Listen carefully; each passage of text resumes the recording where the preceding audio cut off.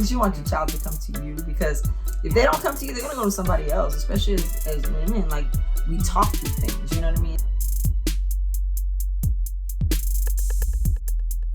Hi, beautiful people. Welcome back to our channel. Hi, I'm Susie. And I'm Ness, and this is Mom and Daughter Talk, where we hope to inspire, encourage, and uplift your mother-daughter relationships. Thanks for joining. If you're new here, be sure to subscribe so you can be notified when new content has arrived.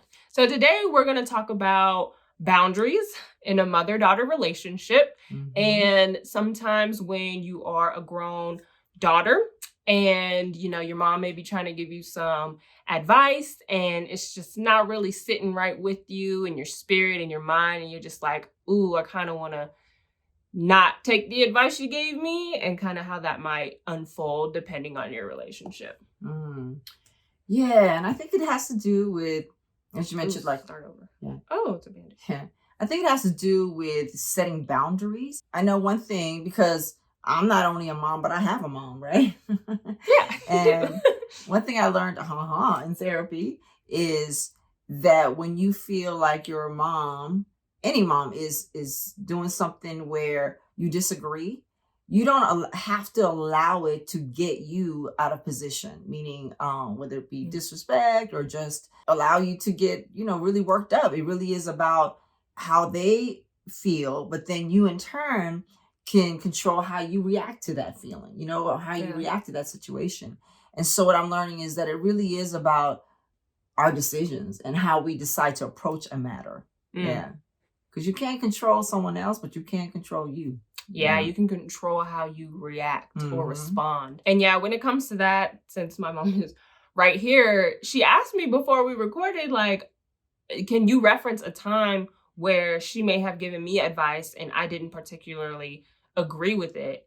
And it's interesting because I was sitting here for like 2-3 minutes and I'm like, nothing really I can recall that you may have kind of said. And I think that's also a good sign too of, like, mothering. Good job thinking. And I think it really is indicative, not that I'm a perfect mom, but really I know that I have changed my position in that, because I took child development classes, and I know around the age of 17, it is a natural progression for the child to detach themselves and wean themselves off of you, right? And that's needful, because then they can become an individual that's a productive citizen, right? So you have to allow that transformation to happen. And so it's not that I've, always giving great advice. I think it's just that sometimes I'd be quiet. I've learned to be quiet and not say anything and let her work it out. You know what I mean? That's good, because as moms or as daughters, I feel like we look to our mom so much. And if you were holding your tongue about certain things, like, I had nothing to kind of balance my opinion versus somebody else's opinion. I feel like when it comes to my mom's opinion and her giving me her advice, like, all the time, I think as a daughter, we're so used to hearing our parents, mom or dad, give us advice, and since we were a little kid. And so it's like, when you're an adult, you have to make that hard decision to detach, as she said. Like, I remember 17 years old was my hardest year as, like, a child, because I was trying to break away from my parents and have my independence. So it's like, whether that happens when you're a teenager, whether that happens when you're in your 20s or 30s, or, when you grow up type of thing. I think as a daughter, we kind of have to learn and take that hard stance of, okay, yeah, you may want me to do this, mom, or this is your advice, or you might even be pressuring me to do this, but, stand your ground, and what you feel in your spirit, or you just have a feeling, a knowing, like, thank you for the advice, but I think I'm going to do this, X, Y, and Z. And I think I just have a feeling like there might be some daughters who are fearful to tell their mom, like, or disagree with their mom, because, okay, maybe she's not going to take this the best way, but remember, it is your life. And if you are an adult, like, this is your life that you now have control over. And as a parent, like, I would hope that, parents, they're seeing, like, okay, you can make your own decisions. Like, I don't need to hover over you anymore. And I think that would help us daughters to know, like, your parent,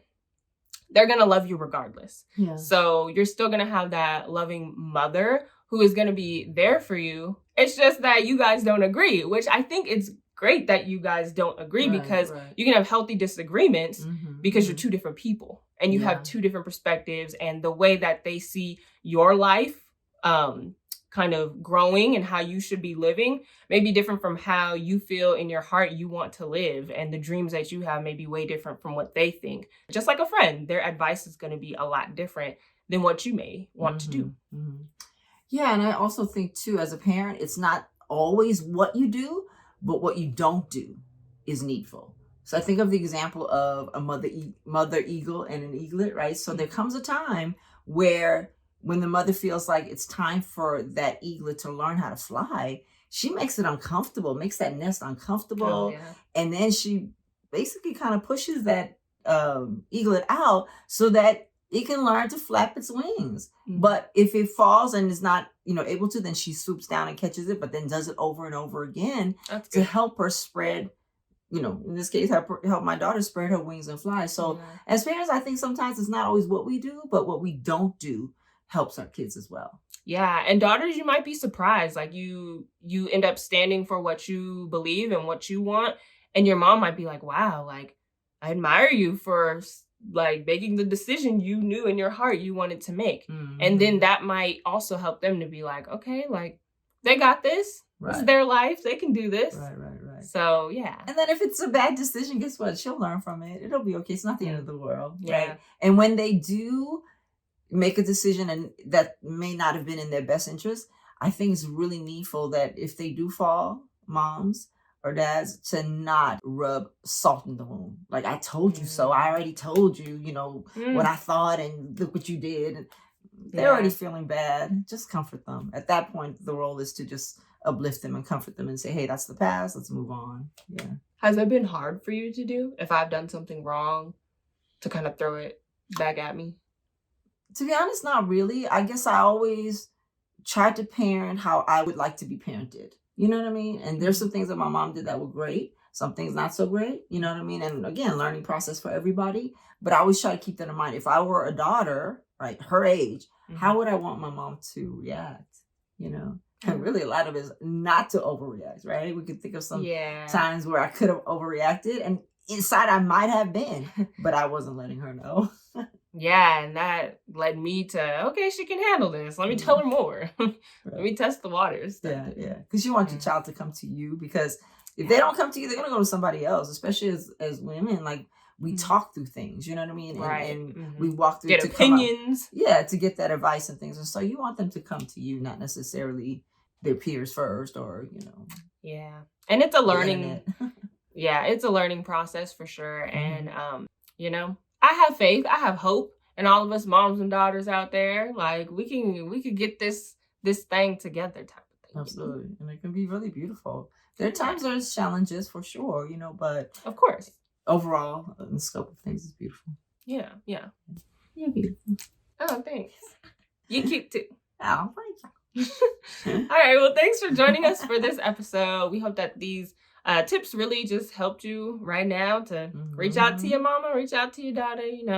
These are decisions, some tough decisions in life, but they shouldn't be the end all be all of,